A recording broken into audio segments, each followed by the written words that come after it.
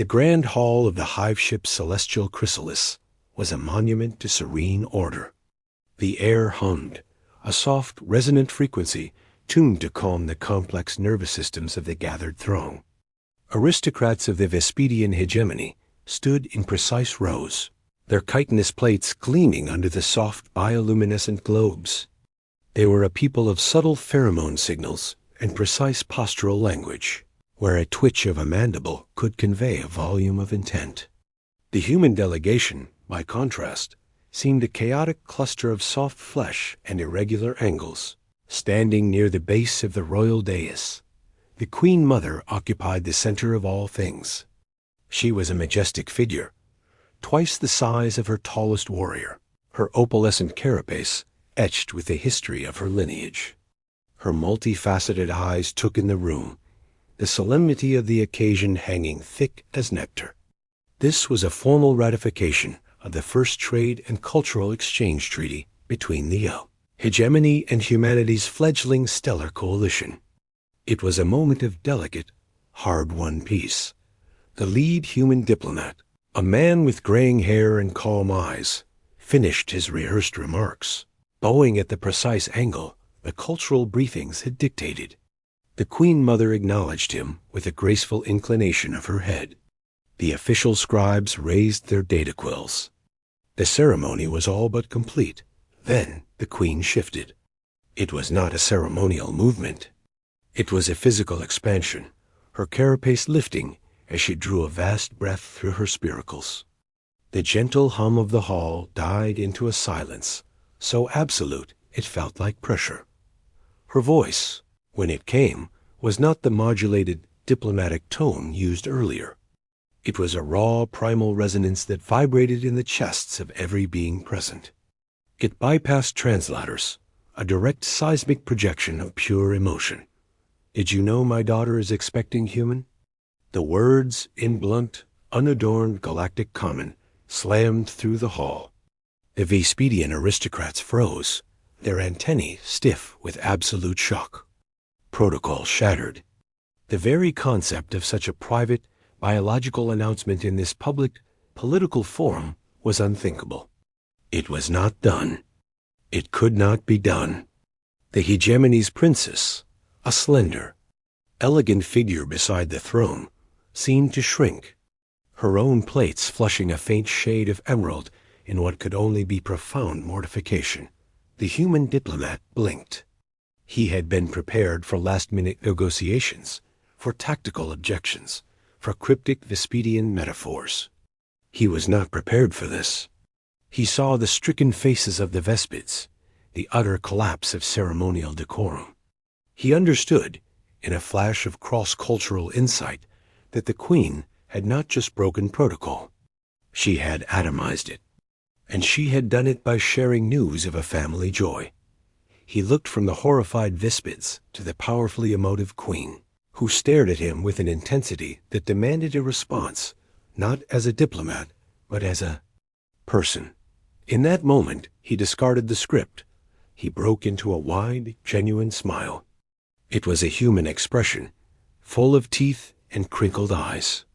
"No, Your Majesty," he boomed back, his voice warm and carrying without artificial amplification. "I did not know.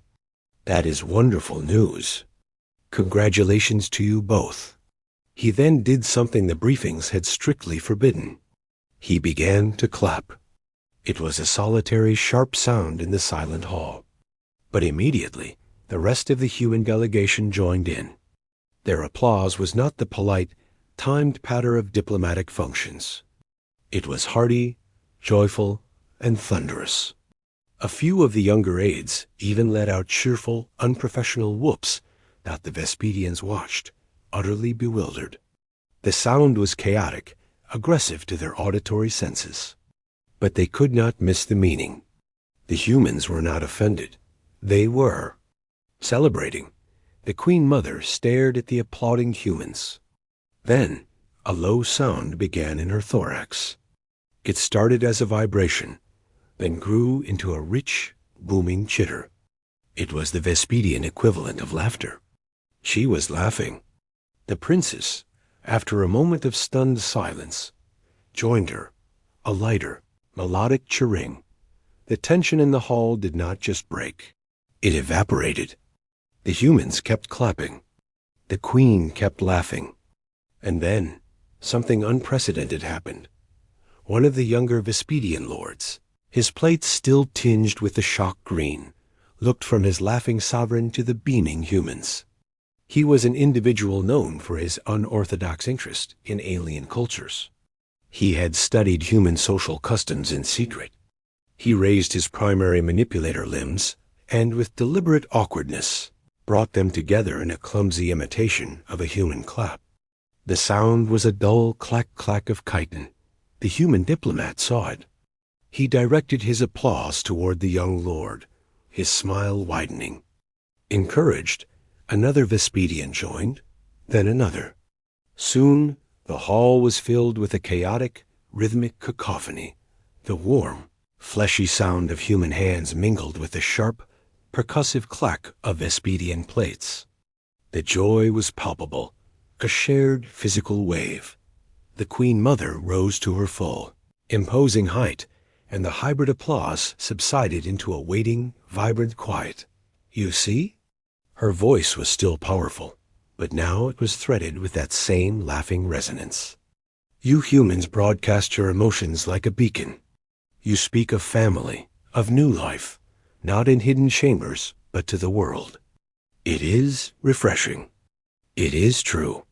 She looked at her daughter, then back at the human. For cycles, we have negotiated with species who hide behind ritual and ambiguity. Who would have met my joy with a formal, empty compliment? You met it with noise, with celebration. You understand the heart of the matter. The future is not just treaties and trade routes. It is this. She gestured to her daughter's abdomen. It is new life and the sharing of its promise.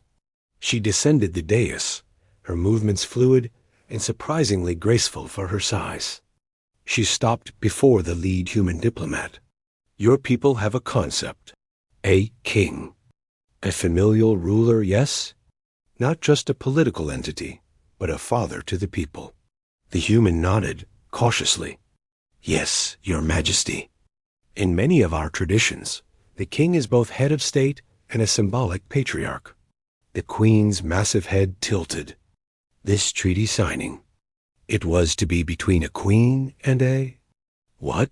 A head of delegation. A title. It feels empty now.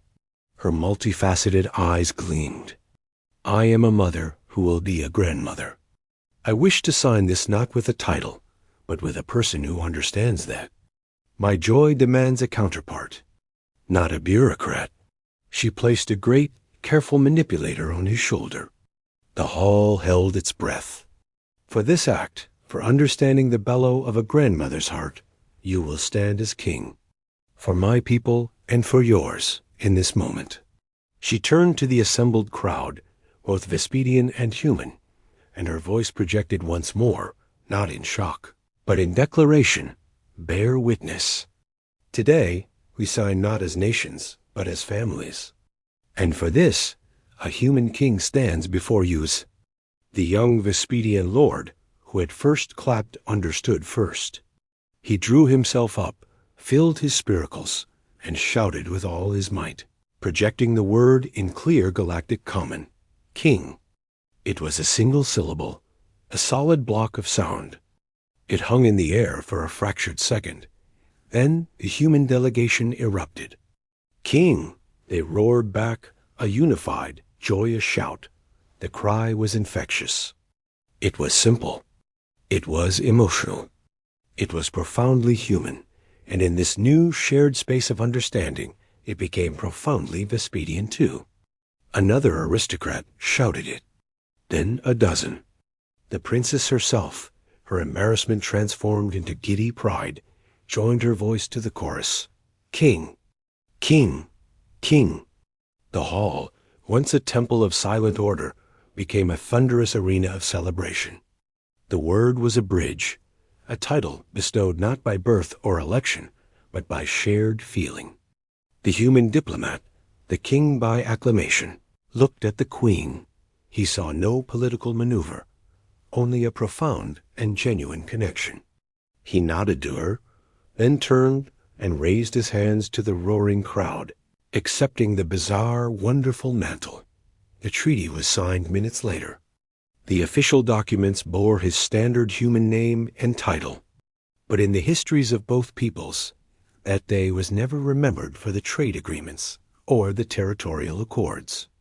It was remembered as the day of the Bellow, when a queen's personal joy forged a bond stronger than any diplomatic clause.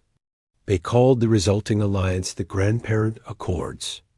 And whenever the human ambassador, now permanently referred to as the standing king by the Vespids, visited the celestial chrysalis, the ceremonial guards would not announce his political title dot as he entered the grand hall. They would project their voices in unison, a tradition born from that one. Shocking moment. The king bellows back, and the human would smile and reply with a hearty, "And is the little one crawling yet?" And the queen would laugh, her chittering boom mixing with human chuckles, the sound of two very different families, now forever intertwined.